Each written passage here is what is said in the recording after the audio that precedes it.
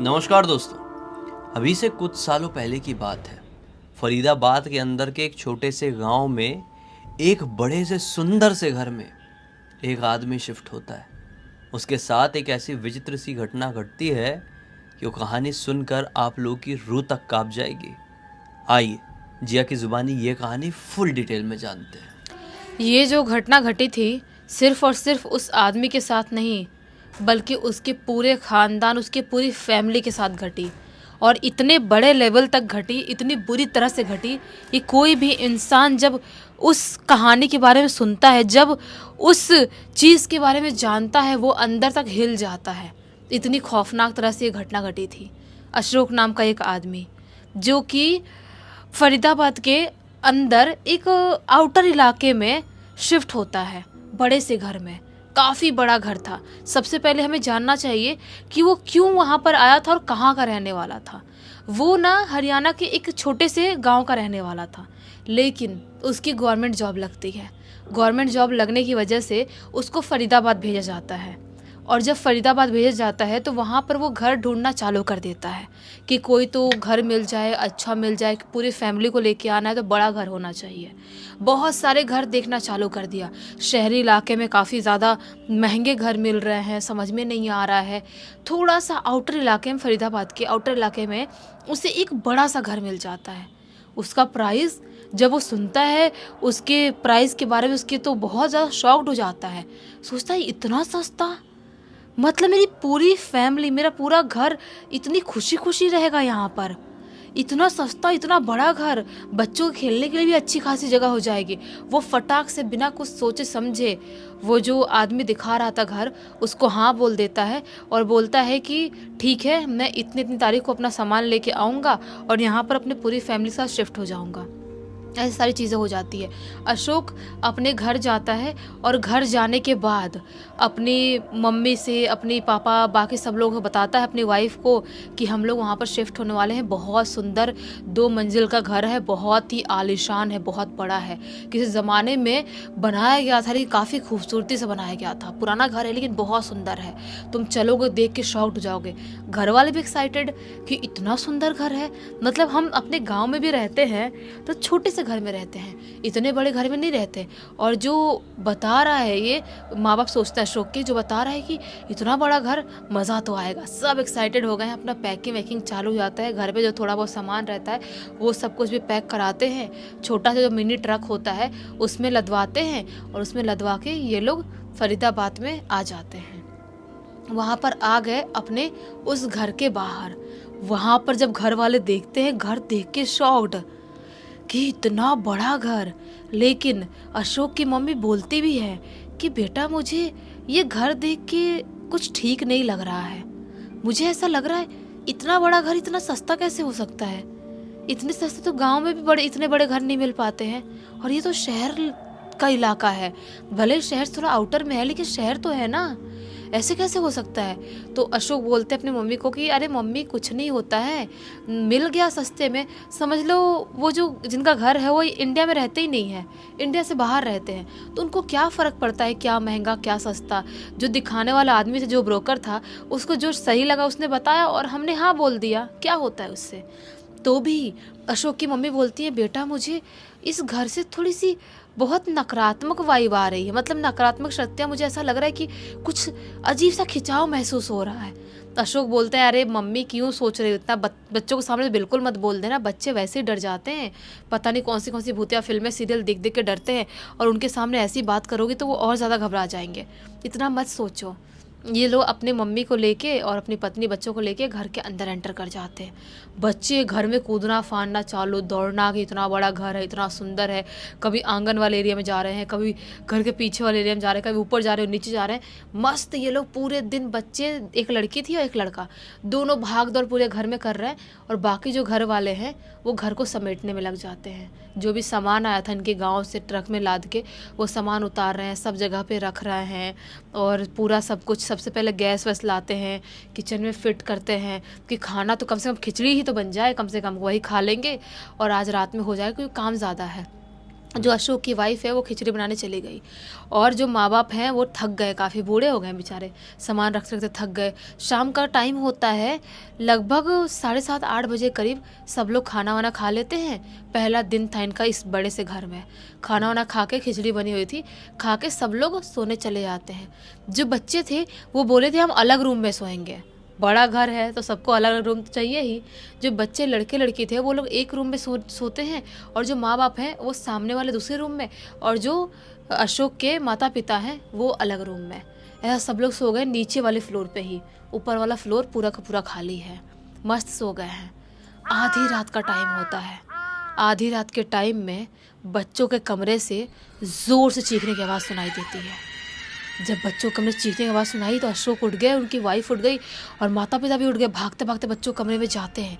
बच्चों कमरे में जाते हैं तो क्या पाते हैं, जो उनकी बेटी थी रिया वो अजीब सा कांप रही है, जो अशोक जी की बेटी है, और एक कोने में बैठी हुई है, घबराई हुई है, पूरा उसका पसीना पसीना हो गया शरीर और अजीब से ऐसे कांप रही है। अशोक बोलते हैं रिया क्या हुआ बेटा, क्या हो गया, तू ऐसे कांप क्यों रही है, तू क्या हो गया तुझे। वो कुछ नहीं बोल रही है और जो लड़का है वो गहरी नींद में सो रहा है। समझ में नहीं आता कि उसकी चीखने की वजह से हम लोग उठ गए, हम लोग आ गए, लड़का क्यों नहीं उठ रहा है। लड़के को चेक करते हैं, बेटा बेटा, उसका नाम अंकित था, बेटा बेटा उठ जा, क्या हुआ बेटा उठ जा। उठ नहीं रहा है अंकित। अब अशोक जी को हो जाती है टेंशन कि क्या करे भाई, बेटा उठ क्यों नहीं रहा है। पानी लाते हैं उसके मुंह पे छिड़कते हैं, उसको होश में लाते हैं तो लड़का बेहोश था, सोए सोए बेहोश हो गया था। लड़की से पूछते हैं रिया से, बेटा क्या हो गया, तू ऐसे घबराई हुई क्यों है। कुछ नहीं बोल रही है, अजीब सी कांप रही है। उसको पानी पिलाते बोलते बेटा क्या हो गया।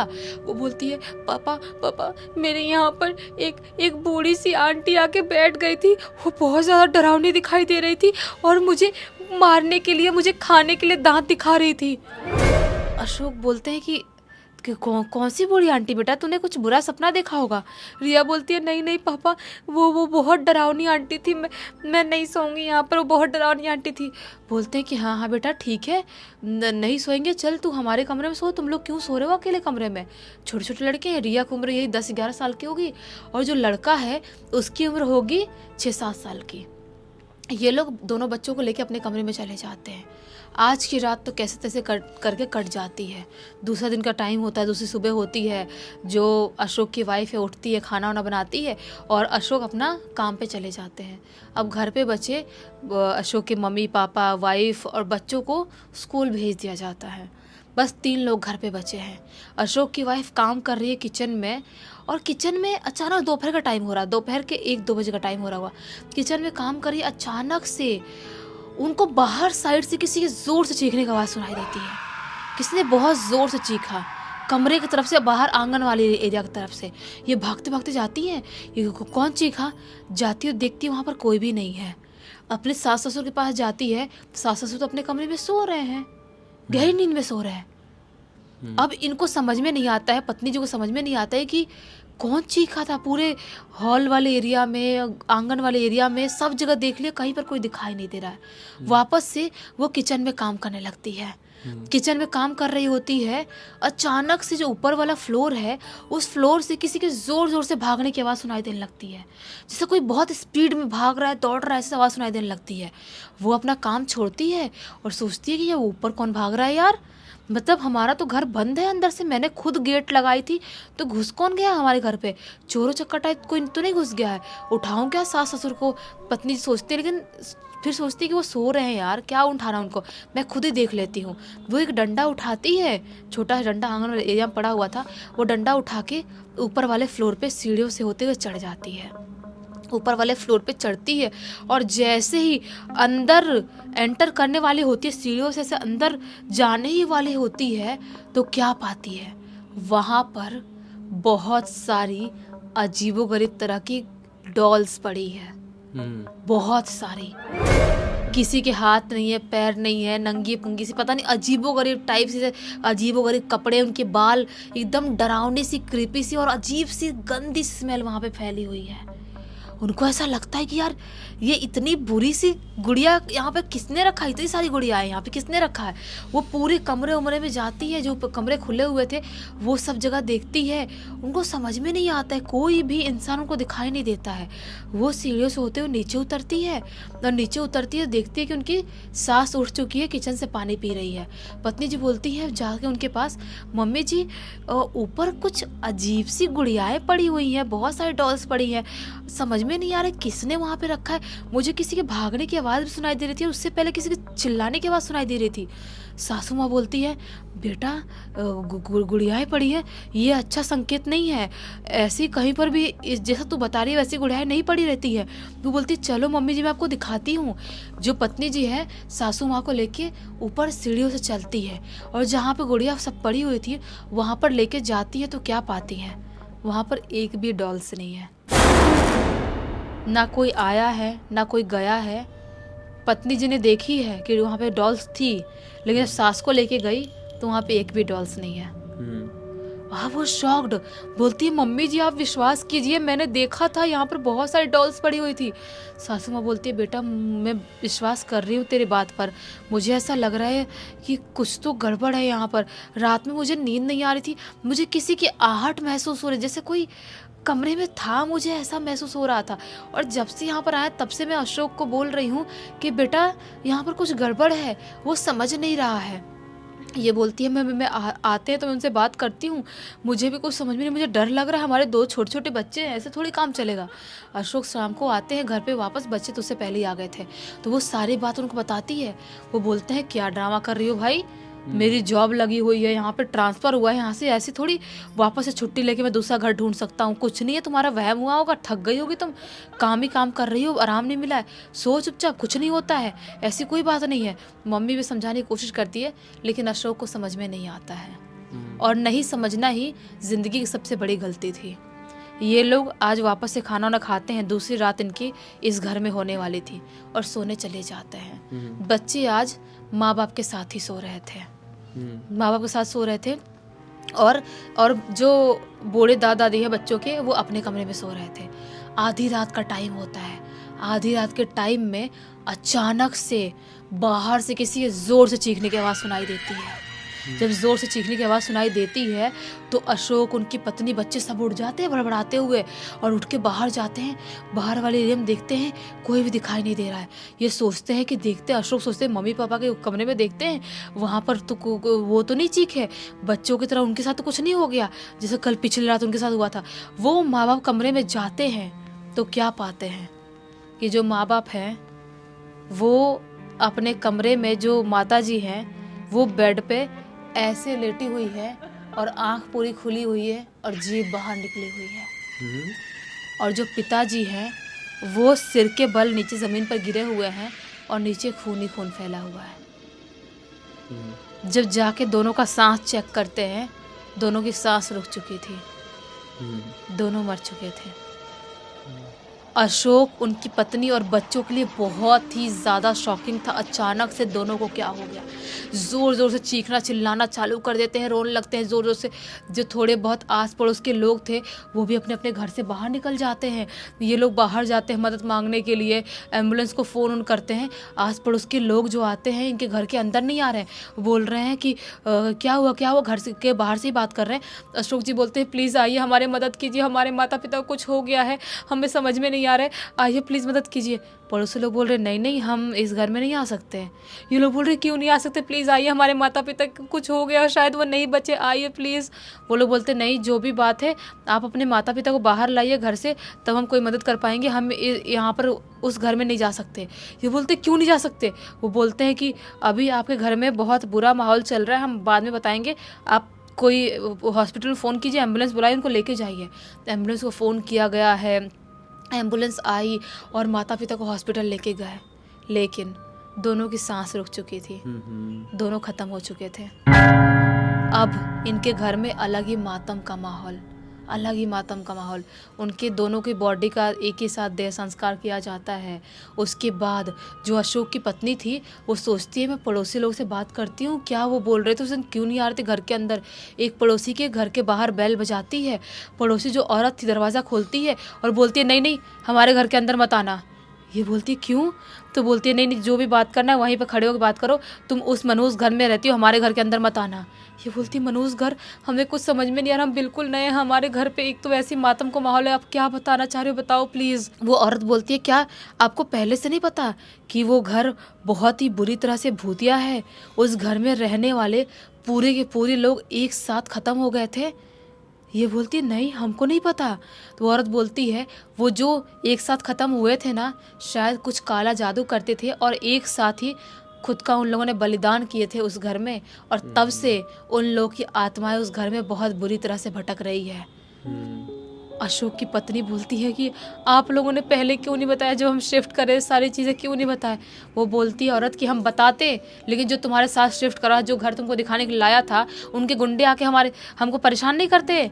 वो वैसे ही बहुत साल से घर बंद था और हमको धमकी दे के रखे थे कि किसी को बताओगे कोई आएगा रहने के लिए तो हम तुमको छोड़ेंगे नहीं, इसलिए हमने नहीं बताए थे। ये बोलती है कि बहुत बहुत धन्यवाद जो आपने पहले बता दिया, नहीं तो हमारे बच्चे हम लोग का क्या होगा।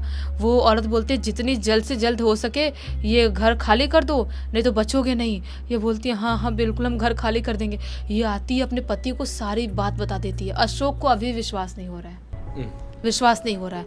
ये बोलती है कि आपको विश्वास हो या ना हो, मैं अपने बच्चों को मरते हुए नहीं देख सकती। सास ससुर मर गए हैं वो समझ में आ रहा है मुझे, मैं कल सुबह होते से, आज रात भर सोऊंगी नहीं, और कल सुबह होते से ही अपने बच्चों को लेके मायके चले जाऊंगी। मैं गांव चले जाऊंगी, गांव के घर में रह लूंगी।